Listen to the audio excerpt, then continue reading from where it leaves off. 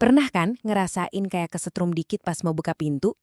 Nah, ternyata percikan super kecil itu punya hubungan sama salah satu kekuatan alam paling dahsyat. Yuk, kita bongkar bareng-bareng. Kita semua pasti tahu rasanya. Lagi santai, pas nyentuh sesuatu, zap, ada sengatan kecil yang bikin kaget. Cuma sekejap sih, tapi pasti bikin kita mikir, loh, ini kenapa ya? Nah, ini dia yang mengejutkan. Percikan kecil dari jari kita itu pada dasarnya adalah versi super mini dari fenomena ini. Betul, petir. Keduanya itu fenomena yang sama persis, cuma beda skala aja. Yang satu skala jari, yang satu lagi skala langit. Oke, jadi hari ini kita bakal kupas tuntas soal listrik statis. Inilah dia, kekuatan tak kasat mata yang jadi penghubung antara sengatan kecil di jari kita dan sambaran petir yang luar biasa dahsyat. Jadi rasa kesetrum itu sebenarnya simple. Itu cuma penumpukan muatan listrik di badan kita yang lagi nyari jalan keluar. Begitu tangan kita deketin gagang pintu yang dari logam, muatan-muatan itu langsung lompat. Nah, lompatan itulah yang kita rasakan sebagai sengatan kecil. Oke, tapi dari mana datangnya muatan ini? Nah, untuk ngerti ini, kita harus zoom in jauh banget. Kita bakal masuk ke level terkecil dari semua materi, yaitu atom.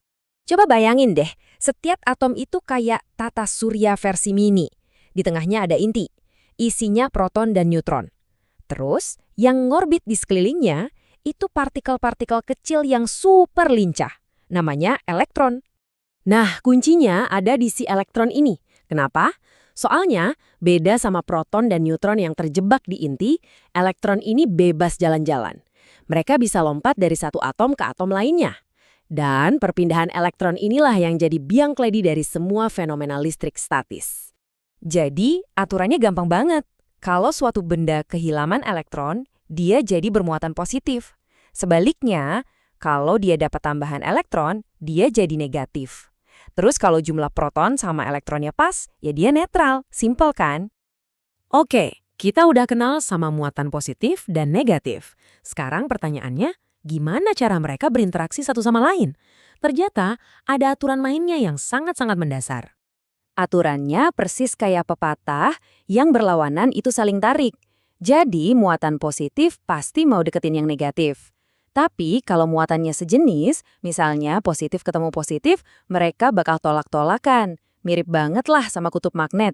Nah, di tahun 1785, ada seorang fisikawan dari Prancis namanya Charles Coulomb. Dia ini orangnya penasaran banget. Dia nggak puas cuma tahu kalau muatan itu bisa tarik-menarik atau tolak-menolak. Dia pengen tahu, seberapa kuat sih gayanya? Dan dari rasa penasarannya itu, lahirlah sebuah hukum fisika yang penting banget, yang sekarang kita kenal sebagai hukum Coulomb. Dan inilah rumusnya. Eits, jangan pusing dulu lihat simbol-simbolnya. Intinya tuh sederhana banget kok. Semakin besar muatannya, gayanya makin kuat. Dan semakin jauh jarak antar muatan, gayanya makin lemah. Hubungan yang sangat rapi dan bisa dihitung. Oke, cukup teorinya. Sekarang kita balik lagi ke dunia nyata.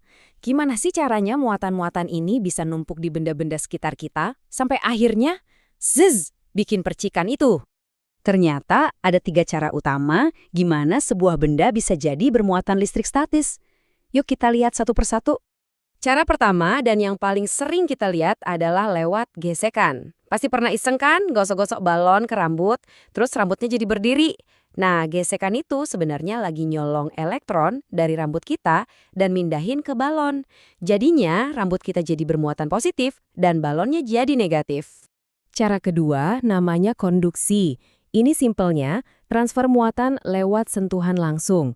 Jadi bayangin ada benda yang kelebihan muatan. Begitu dia nyentuh benda lain yang netral, muatan-muatan ekstra itu langsung nyebar, seolah-olah mereka lagi berbagi beban. Dan yang ketiga, ini yang paling keren menurut saya, namanya induksi. Di sini nggak perlu ada sentuhan sama sekali. Cukup dengan deketin benda yang bermuatan ke benda netral, dia bisa memerintahkan muatan di benda netral itu buat misahin diri. Muatan yang berlawanan bakal ngumpul deketin, sementara yang sejenis bakal ngejauh. Keren kan? Pengaruh tanpa sentuhan. Nah, sekarang kita udah punya semua kepingan puzzle-nya. Kita udah ngerti soal elektron, muatan, dan cara kerjanya. Jadi, kita bisa balik ke pertanyaan awal. Apa hubungannya sengatan kecil di jari kita sama petir? Yuk kita lihat gimana semua prinsip ini bekerja, baik dalam skala super kecil maupun super besar. Petir itu bisa dibilang pertunjukan paling akbar dari listrik statis. Coba bayangin, di dalam awan badai, jutaan partikel es dan tetesan air saling bergesekan terus-menerus. Ini bikin penumpukan muatan listrik yang, wah, luar biasa besar.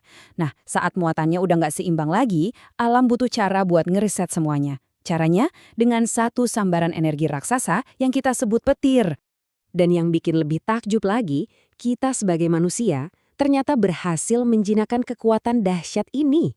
Prinsip yang sama persis dengan yang menciptakan petir, sekarang kita manfaatkan buat bikin teknologi-teknologi canggih. Dari fenomena alam yang bikin merinding, jadi alat presisi yang kita pakai tiap hari, kayak printer misalnya. Coba deh pikirin, printer laser di kantor Anda itu pakai listrik statis buat narik bubuk toner ke kertas dengan presisi tinggi. Terus, proses ngecat mobil di pabrik. Itu juga pakai muatan listrik biar catnya nempel sempurna dan merata. Bahkan hal sepele kayak debu yang nempel di layar TV itu juga kerjaan listrik statis. Jadi kekuatan ini emang ada di mana-mana, di sekitar kita.